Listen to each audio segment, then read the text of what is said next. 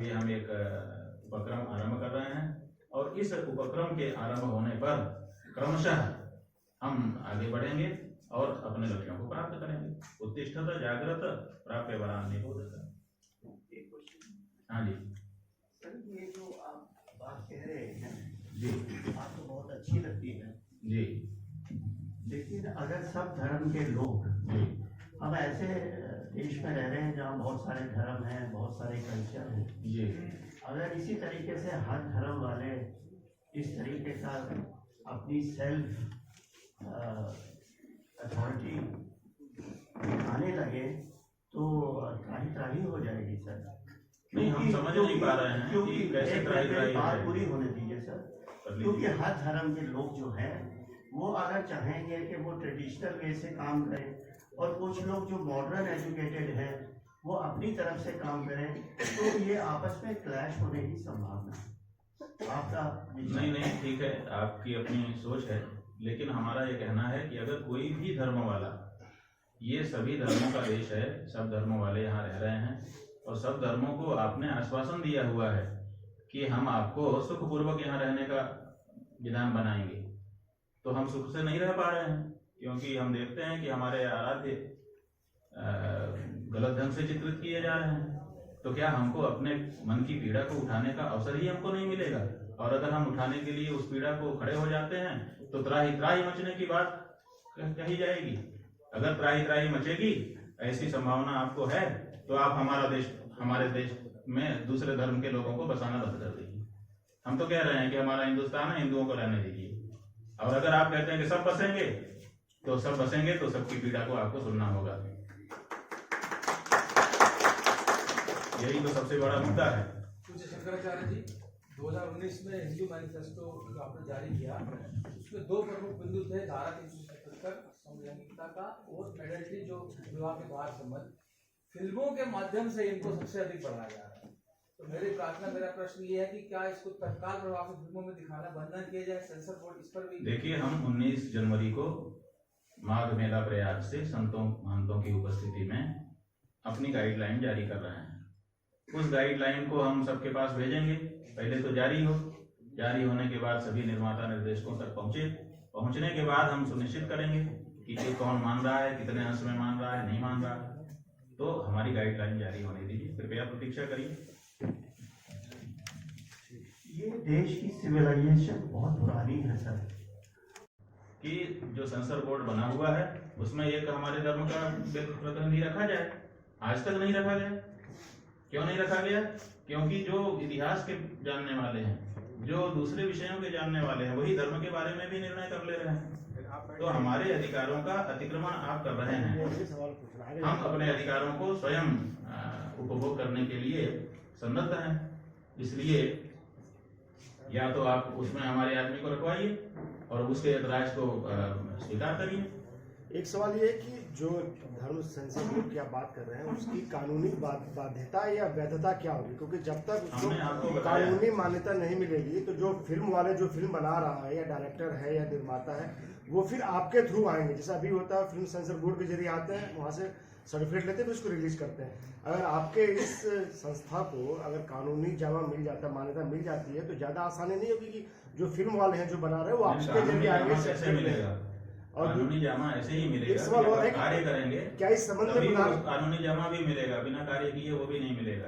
प्रधानमंत्री से, गृह मंत्री से क्या आप लोग मुलाकात करेंगे, उनसे कहेंगे कि हमारे नहीं, ऐसा अभी हमारा कोई कार्यक्रम नहीं है। हम अपना कार्य शुरू कर रहे हैं। फिर जैसे जैसे हमारा कार्य आगे बढ़ेगा, जैसे जैसे हमारी लोक स्वीकार्यता होगी, सरकार भी अगर हमारे कार्य को अच्छा समझेगी तो हमको रिकॉग्नाइज करेगी, हमको अधिकार देगी, और नहीं तो हमारे स्वयं के जो अधिकार हैं उससे हम आगे बढ़ेंगे। अगर कोई आपकी बात नहीं मानता है फिल्मों को लेकर, कोई डायरेक्टर या उसकी फिल्म अगर प्रदर्शित होती है, फिर आप लोग क्या एक्शन लेंगे?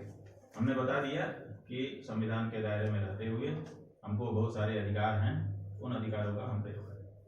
तो आप चाहते हैं कि जो फिल्म सेंसर बोर्ड में आपका लोग रहे? हमने लंबे समय से मांग रखी है, सवाल है की ओर से नहीं रखा गया है। आपने 2019 में एक मैनिफेस्टो भी जारी किया था, खास करके हिंदुओं की तमाम बातों को उसमें आपने रखा था।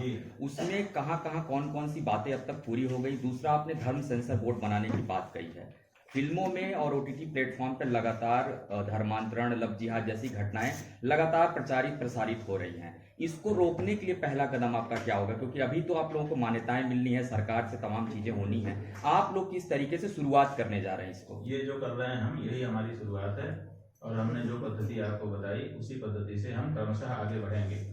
आज ही बनिया काले सेठ ऐसा नहीं होता है कि आज ही हमने काम शुरुआत किया और आज ही हमको सब परिणाम मिल जाए। हम खड़े हो गए। आज हम जगतगुरु शंकराचार्य जी के रूप में ये घोषणा कर रहे हैं।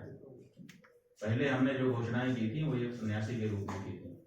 हमारे सीमित उस समय सामर्थ्य थे। आज हमारा सामर्थ्य जो है उसके अनुसार अगर हैं आप तो कुछ हजार वर्ष बहुत पुराने नहीं होते हैं। और जिन धर्मों की आप बात कर रहे हैं वो भी कुछ हजार वर्षों के हैं, 1000 2000, बस इससे ज्यादा कोई है। तो ऐसी परिस्थिति में बहुत पुराना देश है, बहुत पुराना यहाँ का सिविलाइजेशन है, सब सही है। पहले तो इसको ध्यान में रखिए। दूसरे, हमने कहा ही नहीं कि हम किसी के विरुद्ध, किसी धर्म के विरुद्ध कुछ करेंगे या करना चाहते हैं। हमने ये कहा कि हमको चुभने वाली चीज आप मत करिए। इससे ज्यादा हमने कुछ कहा ही नहीं और आपको पीड़ा शुरू हो गई। समस्या ये है, आप तो माने आप जैसे विचार वाले लोगों को, जो सेकुलर की बात करते हैं, हम तो सबसे ज्यादा सेकुलर हम हैं। आप समझिए कि दूसरे धर्म के लोगों ने पहले ही डरा रखा है। कोई निर्माता निर्देशक उनके विरुद्ध चित्रण करने के लिए तैयार नहीं है। आप यमराज को कोट पैंट सूट पहना करके टेलीविजन पे दिखा रहे हो, एक स्क्रीन आज तक नहीं टूटा। हमसे ज्यादा सहनशील कौन होगा? और आपके एक चित्र कार्टून बना दिया जाता है, आप गला काटने के लिए तैयार हो जाते हो। तो लोगों ने पहले डरा के रखा है। उनके धर्मों के खिलाफ नहीं चित्रण हो रहा है, हमारे धर्म के खिलाफ चित्रण हो रहा है क्योंकि हम सहनशील हो गए थे। अब सहनशीलता की हमारी अति हो रही है, अब हमसे नहीं सहा जा रहा है, इसीलिए हम बोलने के लिए खड़े हो रहे हैं। और हम भी बोलेंगे और हमारे खिलाफ भी अगर कोई चित्रण करेगा तो हम भी कड़क उसका प्रतिकार करेंगे। आखिर कोई तो सीमा होती है और कोई सीमा होनी भी चाहिए। इस मामले में निस्सीम बनना ठीक नहीं है। और मामलों में हम निस्सीम हो सकते हैं, लेकिन सहनशीलता की एक सीमा रखनी चाहिए। जब मर्यादा बिगड़ने लग जाए तो फिर कहना ही पड़ता है। लक्ष्मण बाण सरासन आनव सौखों बारिद विशिकृतान। 3 दिन तक भगवान श्री राम प्रार्थना करते हुए उसकी चटाई पर बैठे थे। 3 दिन बीतने के बाद उनको धनुष बाण बुलाना पड़ गया। तो ऐसे ही एक समय होता है। हमने सब सहा, लेकिन जब बहुत अधिक हो रहा है तब आप कहने के लिए खड़े हो रहे हैं और कहेंगे और आपको नहीं करने देंगे। आप ये मत समझिए कि हिंदू समाज नपुंसक है। पौरुष हमारे अंदर है, सहनशीलता अगर हमारे अंदर है तो पौरुष भी हमारे अंदर है।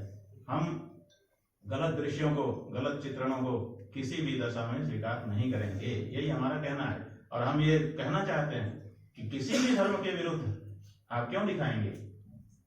मत दिखाइए।